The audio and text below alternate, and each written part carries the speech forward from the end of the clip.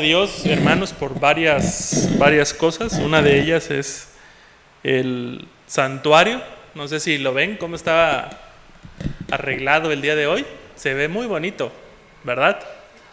Y le doy gracias a Dios porque pues no se arregló solo, ¿verdad? Alguien estuvo detrás de esto. Por temor a no mencionar a algunos que estuvieron y no vi, le voy a dar gracias a Dios por la vida de los hermanos que se involucraron. ¿Sí?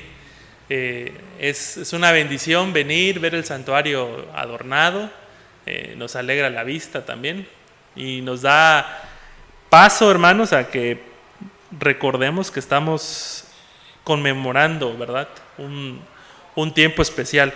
La segunda razón es la participación de los niños.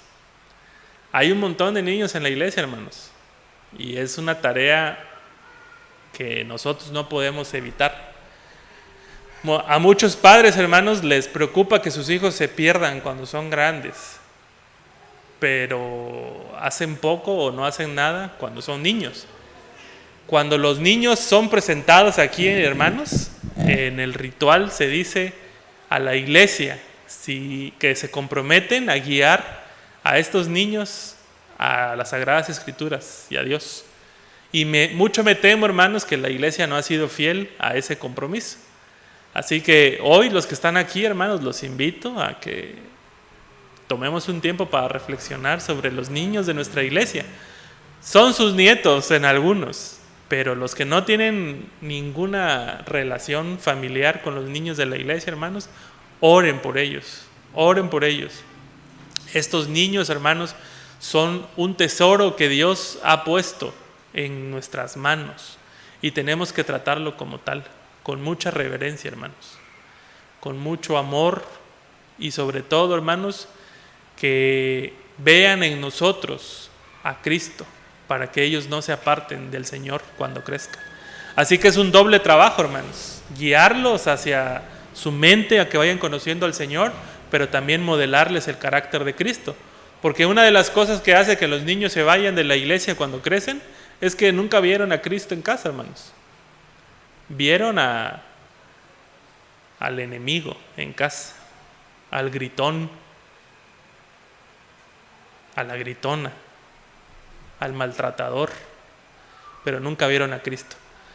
Y la iglesia, hermanos, tiene que ser ese espacio seguro para los niños también. Tiene que ser un espacio donde los niños puedan saber que aquí se alaba a Dios. Por eso es importante que les demos sus espacios para que participen. Y qué bueno que les aplaudieron. Eso quiere decir que están pendientes de lo que pasa y no están dormidos. Muy bien, hermanos. El texto que vamos a reflexionar el día de hoy es el texto del Salmo número 40.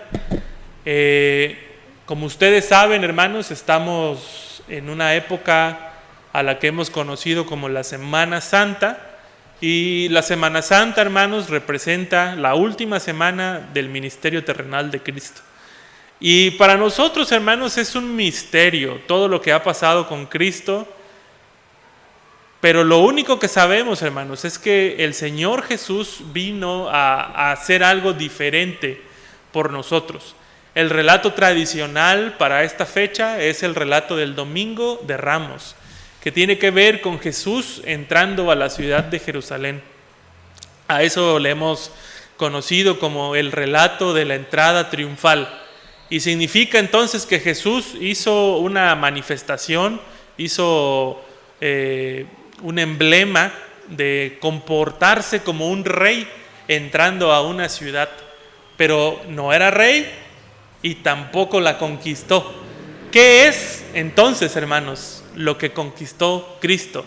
¿Por qué se comportó como un rey, como la figura de un rey, pero un rey diferente, entrando en un animal diferente al que entraban los reyes? Los reyes, como ustedes ya saben, tenían que entrar con el mejor caballo, ¿verdad? Esos caballos grandotes, tenían que estar adornados, pero Jesús entra como si fuera un rey, solamente que su animal es un animal muy sencillo, un animal de carga. El salmo que vamos a leer hoy es un salmo que se le atribuye al rey David. Y cuando nosotros pensamos en el rey David, podemos pensar dos cosas. Uno, el rey conquistador, que conquistó buena parte de su territorio y trajo prosperidad para Israel. Pero otra cosa que viene a nuestra mente cuando hablamos del rey David es sus fallas, su mayor pecado, ¿sí? Así que cuando hablamos del rey David, tal vez lo primero que venga a nuestra mente no sea alguien que amaba mucho a Dios, o que por lo menos hubo momentos de su vida donde él no lo amaba. Pero en el versículo, en el pasaje de hoy, en los versículos 9 y 10, el rey David está diciendo que va a proclamar la justicia de Dios. ¿Qué es la justicia para nosotros? La justicia, hermanos, es cuando se lleva a cabo la retribución justa de una falta cometida, ¿sí? Al menos eso pensamos nosotros que es justicia, que se pague conforme a derecho, decimos, que se actúe conforme a derecho. Es decir, si alguien cometió un crimen, un delito, la justicia es que pague. Hay países, hermanos, por ejemplo, en el Centroamérica, en donde ya no es necesario que alguien cometa un delito, ya solamente debe tener tatuajes y irá directo a la cárcel. Es un país en donde el presidente de ese país ha cobrado renombre porque supuestamente está encarcelando a todos los criminales. Solamente que una de las cosas que dicen los críticos a nivel mundial es que no le están llevando un justo juicio, solo los ven con tatuajes y los meten directo a la cárcel. ¿Qué se supone, hermanos, que le debe pasar a una persona que ha cometido un pecado como el que cometió David?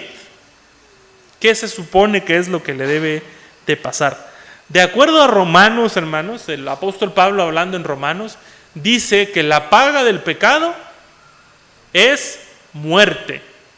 Levítico 20, capítulo 20, versículo 10, dice que cuando una persona cometía adulterio con la esposa de un varón del pueblo de Israel, tanto la esposa como el que cometió adulterio, los dos tenían que morir. ¿Qué les parece, hermanos? Los dos tenían que morir. No había salida, hermanos. No había como en nuestros tiempos, pues me dejo y ya. No. Quien cometía adulterio con la mujer de un compañero, con la esposa de un compañero del pueblo de Israel, tenía que morir. Pero si conocemos la historia bíblica, hermanos, David no murió. ¿Se acuerdan? Después de haber cometido pecado con la mujer de este hombre que se llama Urías Eteo, David no muere. Y además, hermanos, David no solamente cometió pecado de adulterio, sino que después, hermanos, fabricó, planeó y ejecutó el homicidio de una persona. Dos pecados graves, hermanos: matar y adulterar. Los dos están en los 10 mandamientos, y quien los quebrantaba tenía que ser sujeto de muerte. Pero David no murió. Sin embargo, hermanos, parece ser que David está viendo algo más. Porque David dice en los versículos 9 y 10 que él va a proclamar la justicia de Dios. Entonces, hermanos, la pregunta que yo me haría es: ¿realmente Dios es justo si David no se murió? David tenía que morirse. Eso es lo que le tocaba. Pero ¿realmente Dios es justo? ¿O por qué David está tan contento en este salmo? ¿Por qué quiere ir y hablar de la justicia de Dios? Yo encontré, hermanos, aquí que quizás una de las cosas que David está viendo es que la justicia de Dios está muy cerca o está intensamente relacionada con el amor de Dios. David ha descubierto que la justicia de Dios está relacionada con su amor. ¿Por qué digo eso, hermanos? Porque en estos versículos, los versículos 9 y 10, dice David que él va a hablar de la salvación y de la fidelidad de Dios. Primero dijo que va a hablarles a todos de la justicia, pero después dice que va a hablarles de la salvación y de la fidelidad. Hermanos, la justicia de Dios no se parece a la justicia del ser humano.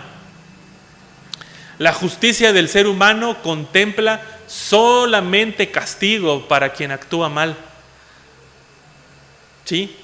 Por eso se nos vuelve un poco complicado, hermanos, cuando nosotros hablamos del perdón de Dios. Se nos vuelve un poco complicado porque pensamos que la persona tiene que arrepentirse. A la persona a la que Dios le va a perdonar su pecado tiene que arrepentirse. Y si lo sigue haciendo, entonces decimos, no se arrepintió y Dios no lo ha perdonado. Cuando nosotros vemos la historia de David, hermanos, nos damos cuenta que Dios le tuvo consideración. Dios le tuvo misericordia. Hermanos, si ustedes fueran parientes de Urías Eteo, ¿no quisieran, hermanos, que David también se hubiera muerto? ¿No quisieran que Dios juzgara duramente a David, hermanos? Que se hubiera muerto en el momento. Sin embargo, hermanos, parece ser que David, mientras está escribiendo este salmo, empieza a decir que Dios ha sido bueno con él. Así dice, si yo anunciare tus maravillas, no podría contarlas. No sé ni cuántas maravillas has hecho tú conmigo, dice David.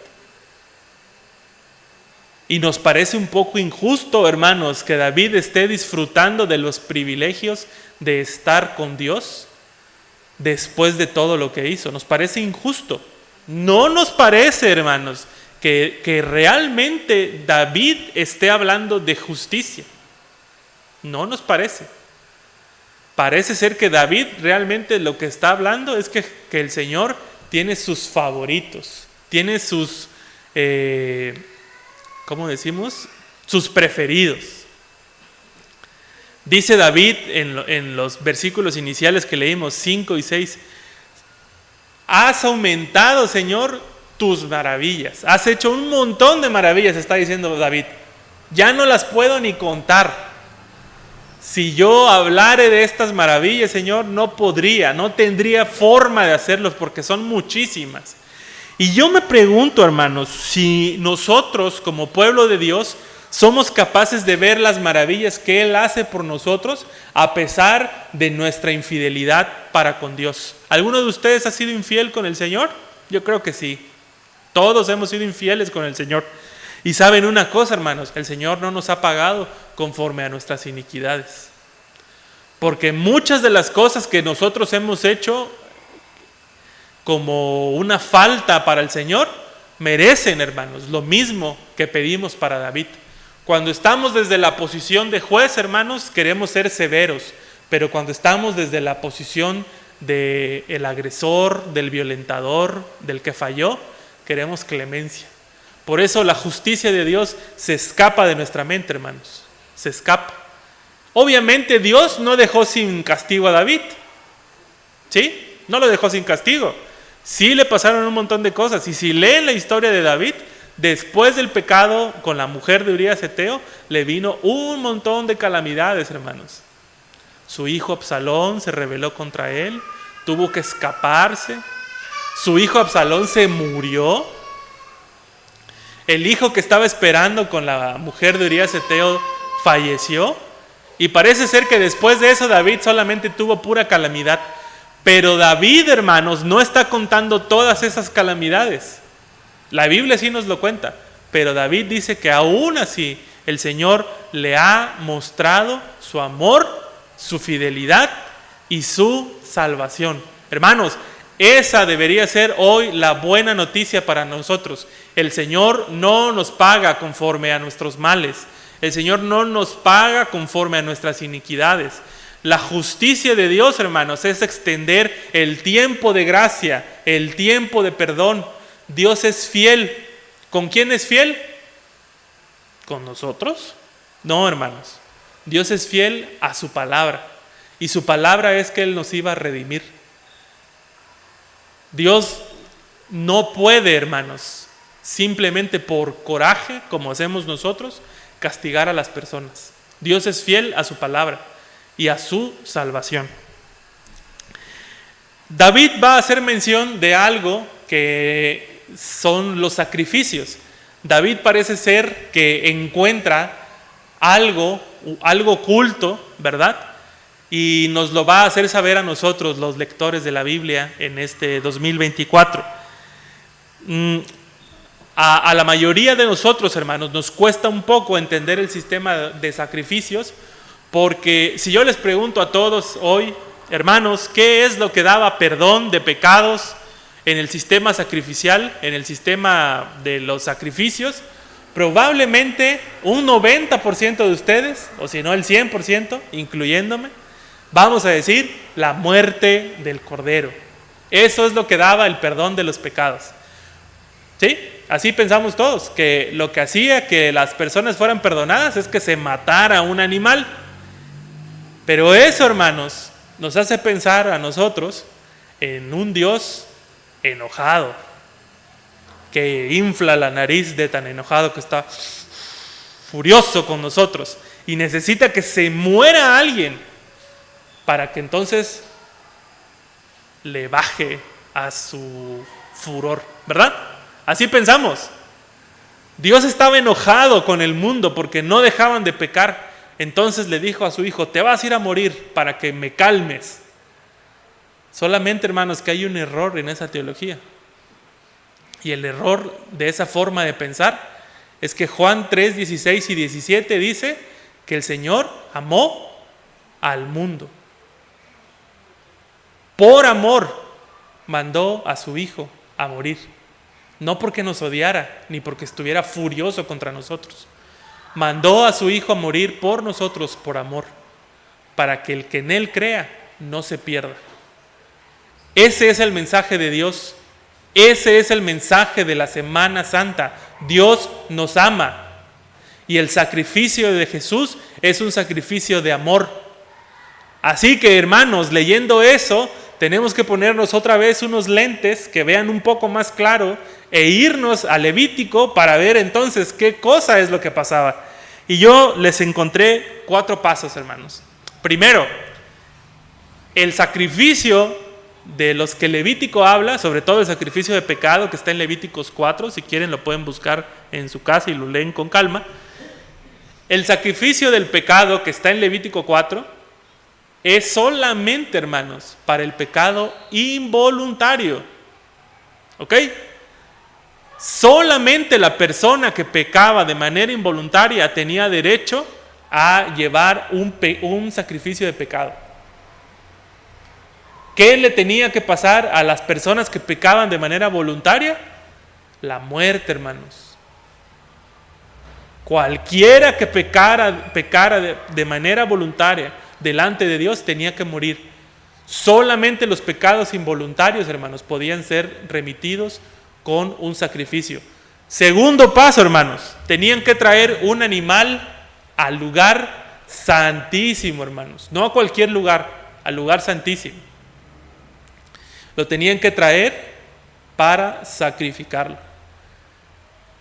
¿Qué es el lugar santísimo, hermanos? El lugar santísimo es el lugar en donde Dios estaba. ¿Ok? Y entonces, hermanos, en este animal lo tenían que matar y quitarle la sangre. ¿Qué hacían con la sangre? Ahí está el tercer paso, hermanos. Con la sangre rociaban la cortina que separaba lo traían al lugar santo y la cortina separaba al lugar santísimo. En el santísimo estaba Dios y en el santo se ofrecían los sacrificios. Entonces, con la sangre de este cordero o del animal tenían que rociar 7 veces esta cortina. Esta cortina, hermanos, es la división entre donde se ofrecen los sacrificios y donde está Dios.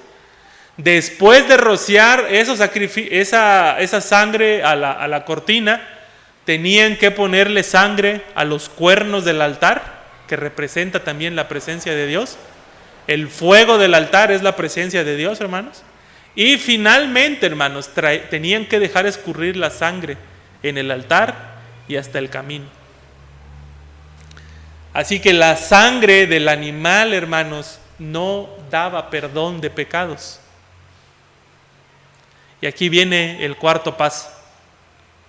El sacerdote tenía que orar para pedir perdón de los pecados. Solo hasta que el sacerdote oraba, hermanos, eran remitidos los pecados. Y si alguno de nosotros dice, no, hermano, es la sangre la que perdona los pecados, entonces tenemos que leer el estribillo que se repite constantemente en Levítico 4. El estribillo es más o menos así: así el sacerdote hará expiación por ese pecado, por esa persona, y el pecado que haya cometido le será perdonado. Una y otra vez en Levítico 4, hermanos, se va a repetir esto: así hará el sacerdote, así el sacerdote hará expiación por esta persona, y el pecado que haya cometido le será perdonado. El sacerdote y su oración, hermanos, era lo que ofrecía perdón de los pecados, no la muerte del animal. La muerte del animal, hermanos, permitía que un pecador pudiera presentarse delante de Dios sin morirse. Por eso la sangre del animal tenía que ser ofrecida primero para preparar todo ese lugar y proteger al pecador de no morirse. ¿Qué le pasaba a alguien que pecaba y entraba al lugar santo, hermanos? Tenía que morir. Por eso el rey David, hermanos, está pensando en este sistema sacrificial y le está diciendo a Dios: a ti no te agradan los sacrificios ni los holocaustos. A ti no te agradan los sacrificios ni los holocaustos. Y si a Dios no le agradan eso, hermanos, ¿qué es lo que le agrada? Si a Dios no le agradan los sacrificios y los holocaustos, ¿qué es lo que le agrada al Señor? Permítanme buscar en esta versión que tenemos nosotros. Sacrificio y ofrenda no te agrada. Has abierto mis oídos. Holocausto y expiación no has pedido. Parece ser que David, después de ser confrontado con su pecado y después de ver todo lo que pasa por pecar delante de Dios, David está entendiendo algo. A Dios no le agradan los sacrificios ni los holocaustos. Dios no pidió holocausto ni expiación. ¿Cómo lo sabe David, hermanos? Porque él ya experimentó el perdón de Dios en su vida. Quien no ha experimentado el perdón de Dios en su vida, hermanos, se la pasa ofreciendo holocaustos, se la pasa pidiendo expiación por sus pecados. Y entonces, hermanos, tenemos gente en la iglesia que piensa que está agradando a Dios por todo lo que hace. Mientras todos los domingos en la iglesia, hermanos, se sienta en la banca y se siente culpable y se siente indigno delante de Dios porque no ha recibido el perdón de los pecados. Y empieza otra vez la semana y empieza otra vez el ciclo de sentirse culpable y de sentirse que Dios no se agrada de él. Y por eso, hermanos, es que hemos hecho un montón de teología incorrecta en nuestras mentes. Cuando nosotros participamos de la Santa Cena, algunas personas se quedan sentadas, no aquí, hermanos, en otras iglesias en las que he estado. Y cuando les pregunto a algunos por qué no participan, me dicen, es que ando mal con el Señor. Como que si todos los que participamos entonces andamos bien. O somos hipócritas, hermanos, los que participamos de la cena del Señor, o los que no participan porque andan mal son cínicos. Porque reconocen que están mal, pero no piden perdón. ¿Me explico? David, hermanos, porque ha experimentado el poder perdonador de Dios, es capaz de decir que Dios no se agrada ni de los sacrificios ni de la expiación. ¿De qué se agrada Dios entonces? Porque David aquí dice que Dios le ha abierto los oídos. Quien tiene los oídos abiertos, hermanos, es capaz de escuchar lo que la palabra de Dios dice. Quien se aferra a un sistema sacrificial, hermanos, quien se aferra a un montón de cosas que hacer para que Dios se agrade de él, nunca se va a sentir satisfecho. Todo el tiempo, hermanos, va a cargar una pesada piedra de culpa sobre su espalda. Por eso la gente también se va de la iglesia, hermanos, porque como no experimentan el perdón de Dios, prefieren estar en un lugar en donde no sean confrontados con su pecado. Pero el trabajo de la iglesia, hermanos, es predicar el amor y el perdón de los pecados que Dios ofrece, no por sacrificios. Dios no ofreció el perdón de los pecados por sacrificios. Dios nos ofrece el perdón de los pecados por la ofrenda que representó la vida del Señor Jesucristo. Y esa es la buena noticia para nosotros, hermanos. Por eso el Rey Jesús, hermanos, por eso el Rey Jesús ofreció su vida. Por eso la sangre del Señor Jesús, de nuestro Rey, se derramó para preparar el lugar santo, para que nosotros podamos acceder delante de Dios con perdón de los pecados. ¿Qué pasó según el relato de los evangelios cuando Cristo muere? ¿Qué pasa con el velo del templo, hermanos? Se rasga. Con la muerte de Cristo, hermanos, con su sangre derramada, el velo del templo se ha rasgado. Ya no hay más necesidad de echarle sangre a ese velo. Ahora el lugar santo está disponible para nosotros. Y ahora nuestro sumo sacerdote, que es Cristo Jesús, está delante del Dios Padre e intercede por nosotros, obrando expiación de pecados. Solo así, hermanos. Solo así.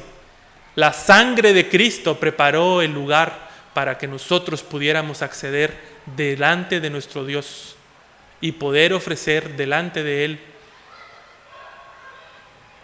nuestra vida para perdón de pecados. Jesús, hermanos, es el nuevo pacto de Dios. David debió haber participado del culto durante mucho tiempo. Y seguramente, hermanos, David veía año tras año la multitud de cuerpos de animales sacrificados. Y no fue, hermanos, hasta que él pecó deliberadamente. No fue hasta que él pecó deliberadamente y vio cómo se hundía en su pecado. Porque si ustedes leen la historia de David, hermanos, David comete un error y su error le da consecuencias inmediatas. Porque la mujer quedó embarazada. Y entonces David está buscando remediar su error rápido, sin que nadie lo note. Y manda a traer a este hombre para encubrir su error. Y como este hombre no accede a hacer lo que David le pide, entonces lo manda a matar. Así somos nosotros, nos estamos hundiendo en el pecado. Hermanos, nadie de nosotros va a tocar fondo, eso es mentira. Nadie toca fondo, hermanos. A lo que nosotros llamamos tocar fondo es al Espíritu Santo poniéndose abajo de nosotros y diciendo basta, basta, deja de lastimarte, deja de romperte. Es el Espíritu Santo, hermanos, quien nos convence de pecado. Por eso nosotros decimos toqué fondo. No, hermanos, nosotros jamás vamos a tocar fondo. Si por nosotros fuera, nos siguiéramos hundiendo en la espiral del pecado. Es la gracia previniente la que se pone debajo, hermanos, de nosotros. para que rebotemos ahí y nos demos cuenta que estamos haciendo algo mal. Es la gracia previniente la que abre nuestros oídos para darnos cuenta que a Dios no le agradan ni los holocaustos ni la expiación. ¿Qué es lo que le agrada a Dios? Dice David, y con esto voy a ir terminando: he aquí vengo. En el rollo del libro está escrito de mí: el hacer tu voluntad, Dios mío, me ha agradado, y tu ley está en medio de mi corazón. Lo que Dios quiere de nosotros, hermanos, es que tengamos una relación con Él. Esa es la razón por la que Cristo vino al mundo, para establecer una relación entre nosotros y Dios. Esa es la razón por la que Cristo vino al mundo. Obviamente, hermanos, no podía haber una relación, porque el pecado ha roto toda relación con Dios. Si ustedes ven el relato del libro de Génesis, se pueden dar cuenta que en cuanto hay pecado, la relación directa con Dios se corta. Adán y Eva se esconden. Y Dios es quien tiene que buscarlos. ¿Dónde están? Dios sabía dónde estaban, hermanos. A Dios no se le escapa nada. Tiene que acercarse a ellos. Pero no solamente rompieron la relación con Dios, rompieron la relación entre ellos. Porque Adán le dice: esta mujer que tú me diste, ella es la culpable. La buena noticia para el pueblo de Dios y para el mundo en general es que Cristo vino a restaurar todas y cada una de esas relaciones. Vino a restaurar la relación con nuestros semejantes y vino a restaurar la relación rota que teníamos con Dios. Hermanos, ¿no se han sentido de repente fastidiados de su vida? ¿Que ya no le encuentran sentido a su vida, hermanos? ¿No les ha pasado eso? Esa sensación de vacío, hermanos, es una relación rota con Dios. ¿No les ha pasado de repente, después de venir a la iglesia unos 2 o 3 meses sin parar, como que de repente no le encuentran sentido a la iglesia, hermanos? Otra vez, mismos cantos, mismas lecturas. Esa es una relación rota con el Señor. Porque quien tiene una relación con el Señor se va a ver más o menos como se ve David en este salmo. De tu fidelidad y de tu salvación voy a contar en la congregación, en la gran asamblea. Quien ha experimentado el perdón de Dios, hermanos, no para de decirlo. Está contento, hermanos. Quien ha experimentado el poder perdonador de Dios, hermanos, no tiene motivos para sentirse que su relación con Dios está vacía. Jesucristo es el nuevo pacto, hermanos. Jesucristo es el nuevo pacto. Y aunque David, hermanos, parezca ser quien ha descubierto esto, realmente es Dios que se lo reveló. Dios nos tiene que revelar, hermanos, cuál es su justicia. No es, hermanos, hasta que nosotros experimentamos el perdón de Dios que nosotros podemos decir: sí, Dios es justo, porque no nos paga conforme a nuestras iniquidades. Porque todo lo que yo he hecho merece que me vaya peor. Todo lo que yo he hecho merece que no tenga ni un momento de felicidad en mi vida. Hermanos, tenemos que analizar nuestra vida. La analicemos. Y nos vamos a dar cuenta, hermanos, que hemos hecho cosas malas. Muy malas, hermanos. Y sin embargo, hermanos, en medio de toda esa maldad que nosotros hemos hecho, podemos seguir viendo las misericordias de Dios día tras día. Si un hermano se aparta y deja de venir a la iglesia, ¿qué creen que le tiene que pasar, hermanos? Si está cortando su relación con Dios. Le tiene que empezar a ir mal. Ha cortado su relación con Dios. Pero eso no pasa, porque Dios está extendiendo su periodo de gracia para que las personas hagan lo que hizo el rey David. Reconocer que lo que Dios quiere es que hagamos su voluntad. Lo que Dios quiere es que establezcamos una relación con Él, hermanos. Nuestra vida cristiana no es una vida de sacrificios, no es una vida de rituales. Yo quisiera, hermanos, de verdad quisiera que una de las cosas que la iglesia de Berriozábal comprenda, hermanos, es que la vida que agrada a Dios no es una vida de rituales, ni es una vida de sacrificios. La vida que agrada a Dios es una vida de relación personal con Él.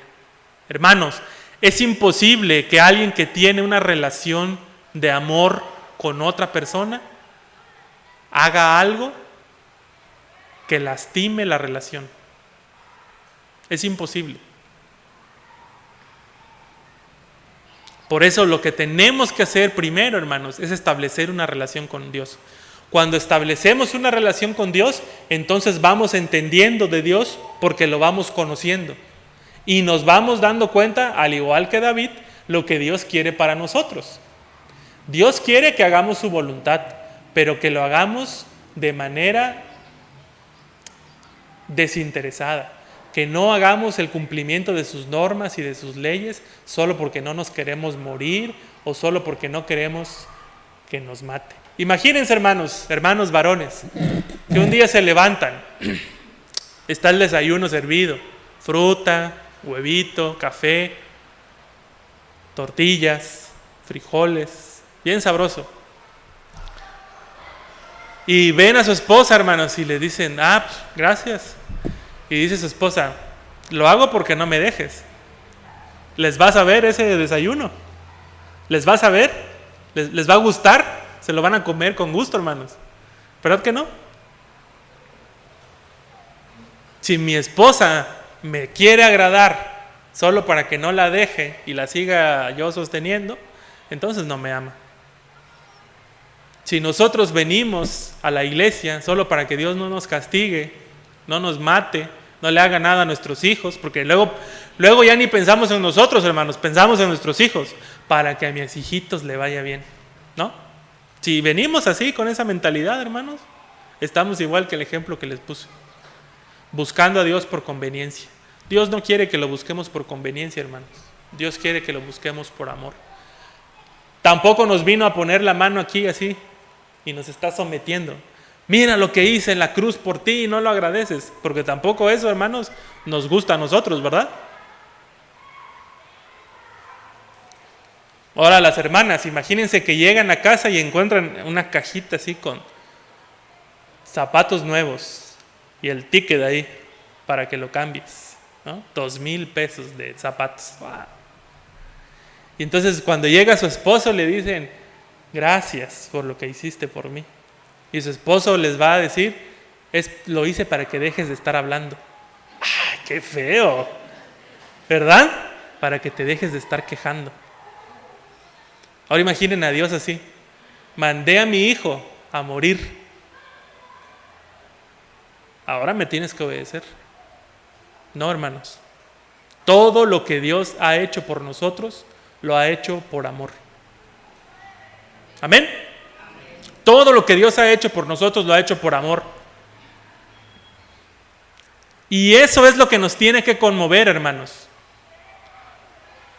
A nosotros a veces nos conmueven los golpes. Y cuando vemos películas de Jesús siendo golpeado, nos conmovemos. ¡Ay, cuánto sufrió Jesús! Pero no es eso, hermanos, lo que Dios quería. Dios quería que viéramos su amor. Y es lo que Dios quiere que nosotros sigamos viendo todo el tiempo. Su amor. ¿Cuánto nos ama Dios, hermanos? ¿Cuánto nos ama? Que hace todo para tener una relación con nosotros. Por eso David lo entendió, hermanos, por eso está tan contento, porque ha descubierto que Dios lo ama y que no se trata de los sacrificios. Ha descubierto que Dios lo ama a él y no se trata de los sacrificios. Por eso ahora David, hermanos, en respuesta al amor de Dios, le ofrece su obediencia. Como dice aquí, tu ley está en medio de mi corazón. Lo primero que tenemos que ver en esta Semana Santa, hermanos, es a nuestro Rey. Nuestro Rey que actúa de una manera diferente, hermanos. No nos obliga, no nos somete, no nos chantajea. Nuestro Rey nos ama. Eso no lo podemos entender porque nuestras relaciones no funcionan así, hermanos. Nuestras relaciones siempre son de poder y de sometimiento. Pero no había otra manera, hermanos, de enseñar obediencia y de enseñar amor si el mismo Dios no hubiera venido a encarnarse y no hubiera venido a aceptar la muerte de cruz, que era la muerte más vergonzosa. Era la única manera, hermanos, en que el ser humano iba a comprender lo que a Dios le agrada. La introducción de Cristo en el mundo, hermanos, no es el plan B de Dios.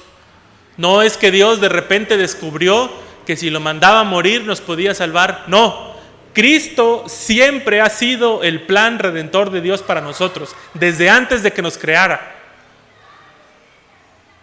Si nosotros no creemos eso, hermanos, si nosotros no creemos eso, no podemos tener una relación correcta con Dios, porque pensamos que hasta que nos equivocamos Dios actúa. No, hermanos, Dios va un paso adelante de nosotros. Y Cristo no es el plan B de Dios.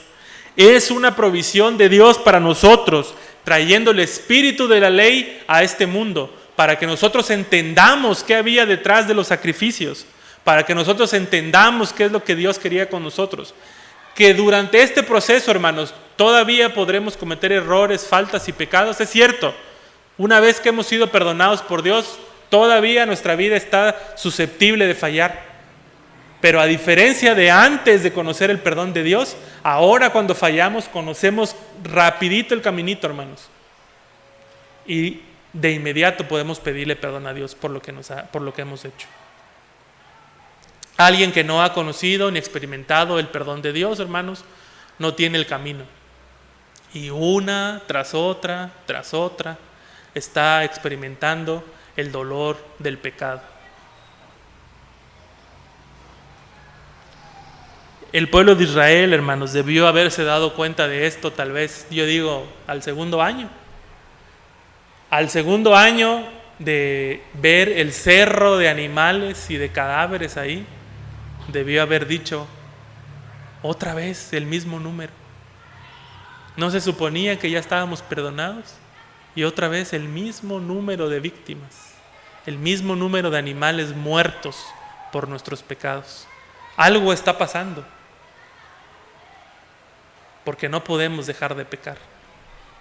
Algo está pasando que año tras año aquí se siguen matando a un montón de animales por nosotros.